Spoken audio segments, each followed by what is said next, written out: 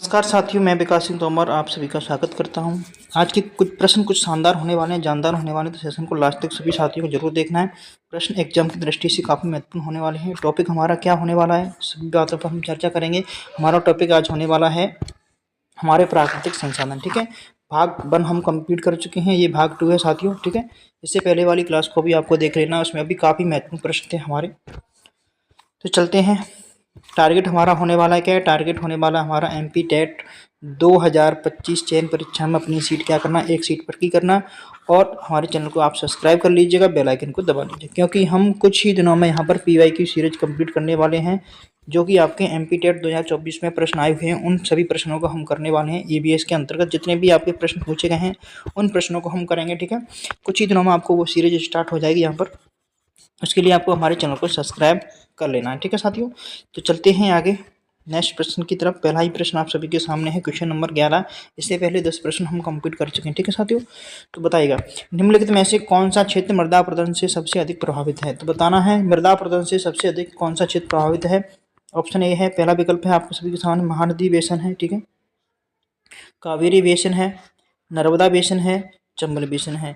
मृदा अपरदन होता है क्या है साथी? देखो, जो मिट्टी होती है ना, मिट्टी पानी के साथ बहकर चली जाती है। ठीक है, जैसे मिट्टी है, वर्षा का पानी बहा, ठीक है, या नदियों के पानी के साथ में, जो नदियों के आसपास की जो मिट्टी होती है ना, वो पानी के साथ में बह जाती है। ठीक है, इसे हम क्या बोलते हैं? मृदा अपरदन बोलते हैं। ठीक है, तो मृदा अपरदन सबसे अधिक कहाँ होता है? तो यह होता है आपका चंबल वाले क्षेत्र में। ठीक है, चंबल बेसिन में सबसे अधिक मृदा अपरदन आपको देखने को मिलेगा। ठीक है, जब पानी क्या है अधिक मात्रा में निकलता है, तो उसके साथ में जो मिट्टी की ऊपरी सतह होती है बहकर चली जाती है। ठीक है, इसे हम क्या बोलते हैं? मृदा अपरदन कहते हैं। ठीक है, याद रखेंगे, विकल्प डी आपका एकदम से राइट है। ठीक है साथियों, आगे चलें नेक्स्ट प्रश्न की तरफ। वीडियो साथियों अच्छा लगे तो लाइक जरूर करना है। ठीक है, लाइक करना ना भूलिएगा। ठीक है, लाइक नहीं करते आप सभी, लाइक जरूर कर दिया करो। भारत का प्रथम खनिज तेल क्षेत्र कौन सा है? बताना है भारत का जो प्रथम खनिज तेल क्षेत्र है कौन सा है। इस तरह से प्रश्न भी आ जाता है, भारत में प्रथम तेल का कुआं कहाँ पर खोदा गया था। ठीक है, इस तरह से भी प्रश्न आपका बन जाता है। ठीक है, तो याद रखना आपको। तो भारत में प्रथम तेल जो खनिज तेल है क्षेत्र कौन सा है बताना है।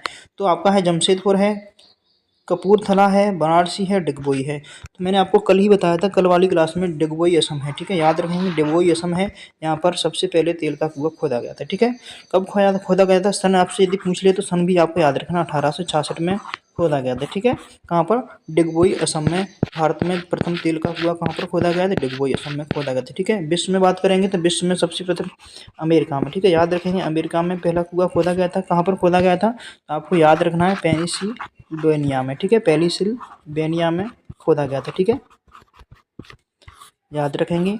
विश्व में पूछेगा, विश्व में तेल का कुआं सबसे पहले कहाँ खोदा गया था? पेंसिल्वेनिया में खोदा गया था, अमेरिका में खोदा गया था। ठीक है, याद रखेंगे। भारत की बात करेगा तो डिगबोई असम को याद रखना। ठीक है, कब? 1866 में। ठीक है, आगे चले। लाइक नहीं करते साथियों, लाइक वीडियो को जरूर कर देना है। ठीक है, हरा सोना किसे कहा जाता है? प्रश्न आता है, हरा सोना किसे कहा जाता है? जल संसाधन को हरा सोना कहते हैं, भू संसाधन को कहते हैं, वन संसाधन को कहते हैं, या मानव संसाधन को कहते हैं? अच्छा प्रश्न है साथियों, हरा सोना। ठीक है, तो हरा सोना हम किसे कहते हैं? वन संसाधन को कहते हैं। ठीक है, वन संसाधन को हम क्या कहते हैं? हरा सोना कहते हैं। याद रखना है आपको, हरा सोना किसे कहा जाता है? वन संसाधन को कहते हैं। ठीक है, भारत सरकार ने वनों का जो कुल भूमि है उसका कितने % वनों को रखने का लक्ष्य रखा है? तो 33% वन होने चाहिए। कितने % वन होने चाहिए? 33% वन होने का लक्ष्य रखा है। ठीक है, जितने भी हमारी भूमि है, भूमि का कितना % होना चाहिए? 33% वन हमारे होने चाहिए। ठीक है, वन संसाधन, हरा सोना कैसे कहते हैं? वन संसाधन, इसको आपको क्या है ध्यान रखना होगा। ठीक है, आगे चलें। हाथी परियोजना। ठीक है, हाथी मेरा साथी, हाथी मेरे साथी प्रोजेक्ट। ठीक है, हाथी प्रोजेक्ट अलग है साथी, हाथी परियोजना अलग है, ये वाला प्रश्न अलग है। ठीक है, हाथी मेरे साथी प्रोजेक्ट कब शुरू किया गया था? ठीक है, तो ये कब शुरू किया गया था आपका? 2006 में, 2010 में, 2009 में, या 2011 में? ठीक है, बताइएगा। तो हाथी मेरे साथी प्रोजेक्ट शुरू किया गया था आपका 2011 में। कब शुरू किया गया था? 2011 में शुरू किया गया था, याद रखना इस चीज़ को। ठीक है, हाथी मेरे साथी प्रोजेक्ट 2011 में शुरू किया गया था। ठीक है, यदि प्रश्न आएगा हाथी परियोजना। ठीक है, कौन सी परियोजना? हाथी परियोजना। ठीक है, हाथी परियोजना, योजना आपकी कब शुरू की गई थी? ये तो हाथी परियोजना आपकी शुरू की गई थी ये साथियों 1992 में। ठीक है, याद रखेंगे, 1992 में शुरू की गई थी, इसको आपको याद रखना। ठीक है, हाथी परियोजना कब शुरू की थी? 1992 में शुरू की गई थी। हाथी मेरे साथी प्रोजेक्ट कब शुरू किया गया? दोनों प्रश्न अलग अलग हैं साथी, 2011 में। ठीक है, दोनों प्रश्नों को आपको अच्छे से याद रखना। ठीक है, वीडियो को लाइक जरूर करना है। ठीक है, वन अनुसंधान संस्थान कहाँ पर स्थित है, बताइएगा। कहाँ पर स्थित है? कानपुर में है, दिल्ली में है, लखनऊ में है, देहरादून में है। 4 विकल्प हैं, चारों में से आपको बता देना है कहाँ पर है। तो वन अनुसंधान संस्थान स्थापित है, ये आपका कहाँ पर है? देहरादून में है। ठीक है, याद रखेंगे, देहरादून में हो जाता है। ठीक है, एकदम से डी विकल्प आपका क्या है? राइट आंसर है। आगे चलें।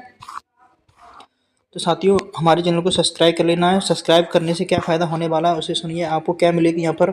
एमपी टेट 2024 में जो प्रश्न आपके आए हुए थे ना, 2024 में जो प्रश्न पूछे गए थे, किसके अंतर्गत? ईवीएस के अंतर्गत। ठीक है, उन प्रश्नों को हम करने वाले हैं। तो उन प्रश्नों को देखने के लिए आपको हमारे टेलीग्राम, इसको भी सब्सक्राइब कर लेना है, टेलीग्राम चैनल को भी ज्वाइन करना। ठीक है, यहाँ पर क्या है, हम ईवीएस की जो क्विज बनाते हैं ना, तो पीवाई की क्विज बनाते हैं। ठीक है, यानी प्रीवियस ईयर क्वेश्चन होते हैं हमारे। ठीक है, तो क्या है, आपको पता रहता है कि ये प्रश्न पहले पूछे गए, तो उन सभी की प्रैक्टिस आपको यहाँ पर अच्छी मिल जाती है। ठीक है, तो इसके लिए आपको हमारे टेलीग्राम चैनल को भी ज्वाइन करना क्या है? आवश्यक बन जाता है अपनी प्रैक्टिस करने के लिए। ठीक है, फ्री में प्रैक्टिस होती है, कोई भी शुल्क आपसे नहीं लिया जाता। ठीक है, तो वीडियो को लाइक जरूर करो। ठीक है, अपने दोस्तों के साथ में शेयर कर दीजिएगा।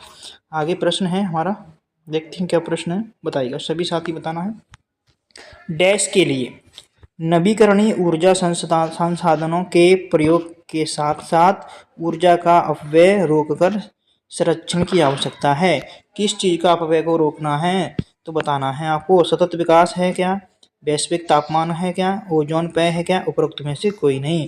तो हमें किसके लिए? सतत विकास के लिए। ठीक है, सतत विकास के लिए। ठीक है, सतत विकास के लिए नवीकरणीय ऊर्जा संसाधनों के प्रयोग के साथ साथ ऊर्जा का अपव्यय को क्या करना है? हमें रोकना है, और संरक्षण की क्या है? हमें आवश्यकता है। तो इसका जो राइट आंसर है साथियों, ए एकदम से करेक्ट आंसर हो गया। ठीक है, आगे चलें। आगे ये रहा आपके सामने, बताइए साथियों। वीडियो अच्छा लगता है तो लाइक जरूर करना है, कमेंट बॉक्स में अपनी राय जरूर दे सकते हो। यदि किसी प्रकार की कोई समस्या है तो टेलीग्राम चैनल पर ज्वाइन करके वहाँ पर आप कमेंट अलग से कर सकते हो। ठीक है, भारत में बाघ परियोजना किस वर्ष शुरू की गई? पूछा है, भारत में जो बाघ परियोजना है किस वर्ष शुरू की गई थी? तो 1971 में, 1973, 1975, 1972 में। काफ़ी महत्वपूर्ण प्रश्न है साथियों, बार बार पूछा जाने वाला प्रश्न है, और आपके एग्जाम में कई बार पूछा जा चुका है। ठीक है, एमपी टेट में भी ये कई बार पूछा जा चुका है। ठीक है साथियों, तो इसे याद रखना है, सभी साथियों को याद भी होगा। तो बताइएगा कब की गई थी। ठीक है, तो भारत में जो है आपकी बाघ परियोजना कब स्टार्ट की गई थी? क्वेश्चन नंबर 17 का क्या आंसर हो जाएगा? इसका जो राइट आंसर होगा बी विकल्प हो जाएगा। ठीक है, 1973 में की गई थी। कब की गई थी? तो 1973 में की गई थी। ठीक है, कौन सी परियोजना? टाइगर प्रोजेक्ट आपका कब आया था? तो 1973 में आया था। ठीक है, याद रखेंगे। चलें आगे, अगला प्रश्न सभी के सामने बताना, बताइए। निम्नलिखित में से कौन सा ऊर्जा का वर्गीकरण सही है? पूछा है, ऊर्जा का जो वर्गीकरण है वो सही है। नवीकरणीय व अनवीकरणीय, परंपरागत व गैर परंपरागत, ए बी दोनों, इनमें से कोई नहीं। तो आपको बताना है क्वेश्चन नंबर 18 का राइट आंसर क्या होगा। पूछा है ऊर्जा का वर्गीकरण सही वर्गीकरण क्या होगा? तो इसका जो सही वर्गीकरण होगा परंपरागत व गैर परंपरागत। ठीक है, ऑप्शन बी एकदम से राइट आंसर होगा। जो ऊर्जा का सही वर्गीकरण है परंपरागत और गैर परंपरागत है। ठीक है, अब परंपरागत ऊर्जा का जो स्रोत है आपका कौन कौन सा होगा? परंपरागत के अंतर्गत आपके क्या क्या आ जाएंगे, देखिए समझिएगा। तो परंपरागत के अंतर्गत आपका आएगा कोयला है। ठीक है, कोयला हो गया। ठीक है, समझिए साथी, समझना है। पेट्रोल होगी आपकी। ठीक है, पेट्रोल, कोयला, पेट्रोल आपकी प्राकृतिक गैस है। ठीक है, प्राकृतिक गैसें हो जाती हैं। ठीक है, क्या हो जाती हैं? प्राकृतिक गैस। याद रखना, प्राकृतिक गैस। ठीक है, ये क्या है? आपकी परंपरागत स्रोत है। ठीक है, इनको क्या है आपको ये याद रखना होगा। ठीक है, और गैर परंपरागत हो गया कौन सा? सौर ऊर्जा हो गया। ठीक है, सौर ऊर्जा, सौर ऊर्जा, पवन ऊर्जा, पवन ऊर्जा। ठीक है, बायोमास ऊर्जा। ठीक है, बायोमास ऊर्जा, बायोमास ऊर्जा, ये सारी कैसी हैं? गैर परंपरागत है। ठीक है, परंपरागत गैर परंपरागत आप यहाँ से समझ गए होंगे। ठीक है, चलें आगे नेक्स्ट प्रश्न की तरफ। ये रहा आप सभी के सामने, बताएगा। क्रूड ऑयल को बैरल में मापा जाता है। बैरल क्या है साथियों? एक इकाई है। ठीक है, याद रखेंगे, बैरल क्या है? एक इकाई है।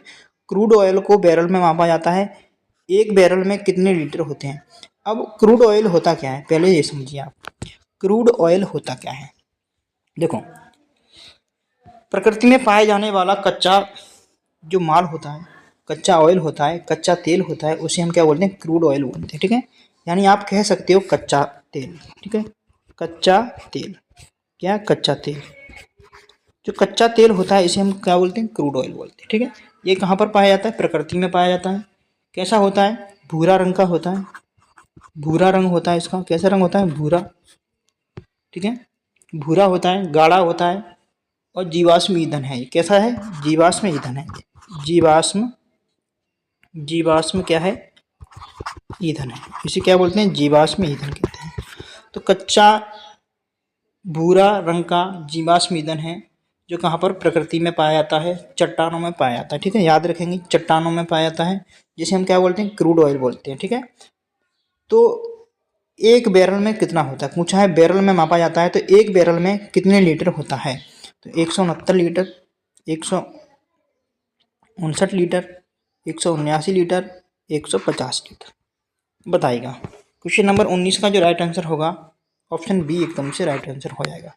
159 लीटर आपका हो जाएगा। ठीक है, याद रखेंगे, 159 लीटर। एक बैरल में कितना होता है, तो एक बैरल में आपका कितना हो जाएगा, 159 लीटर होता है। याद रखेंगे, इसे जो मापने की इकाई है बैरल होती है।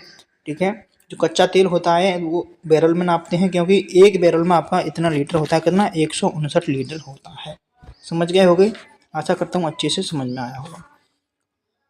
इस प्रश्न का राइट आंसर क्या है, बताइएगा। एक सींग वाला गैंडा निम्नलिखित में से प्रदेश में पाया जाता है। तो एक सींग वाला जो गैंडा है किस प्रदेश में पाया जाता है, अरुणाचल एवं त्रिपुरा, पश्चिम बंगाल एवं असम, अरुणाचल एवं असम, पश्चिम बंगाल एवं त्रिपुरा। तो बताइए क्वेश्चन नंबर 20 का राइट आंसर क्या होगा। जो एक सींग वाला गैंडा है साथियों, कहाँ पर पाया जाता है, तो आपको इतना तो पता ही है सभी साथियों को, असम में पाया जाता है। तो असम के साथ कौन सा, पश्चिम बंगाल। ठीक है, याद रखेंगे, ऑप्शन बी आपका एकदम से राइट आंसर होगा। एक सींग वाले गैंडा निम्नलिखित में से प्रदेश में पाया जाता है, पश्चिम बंगाल और असम में पाया जाता है। कहाँ पर, पश्चिम बंगाल, असम में। यदि यहीं पर एक प्रश्न पूछा जाता है साथियों, काफी महत्वपूर्ण प्रश्न है। प्रश्न ये है कि एक सींग गैंडे के लिए सबसे प्रसिद्ध राष्ट्रीय उद्यान कौन सा है।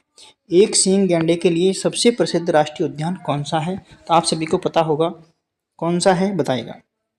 तो आपको याद रखना है काजीरंगा। कौन सा है, काजीरंगा, काजीरंगा राष्ट्रीय उद्यान। ठीक है, राष्ट्रीय उद्यान ये कहाँ पर है साथियों, ये आपका असम में है। ठीक है, इसको भी याद रखेंगे, असम में है। किसके लिए प्रसिद्ध है, तो यह प्रसिद्ध है आपके एक सींग वाले गैंडे के लिए। किसके लिए प्रसिद्ध है, तो एक सींग वाले गैंडे के लिए कौन सा राष्ट्रीय उद्यान प्रसिद्ध है, तो आपका काजीरंगा राष्ट्रीय उद्यान असम में है। ठीक है, याद रखेंगे साथियों। तो आज के हमारे 10 प्रश्न कंप्लीट हो चुके हैं साथियों। तो बताना है आप सभी को कमेंट करके, वीडियो कैसा लगा। वीडियो अच्छा लगा हो तो कमेंट बॉक्स में कमेंट करके ज़रूर बताइएगा। चैनल को सब्सक्राइब कर लेना है, लाइक और अपने दोस्तों के साथ शेयर जरूर कर देना। मिलते हैं अगली वीडियो में, तब तक के लिए सभी साथियों को नमस्कार, जय हिंद, वंदे मातरम।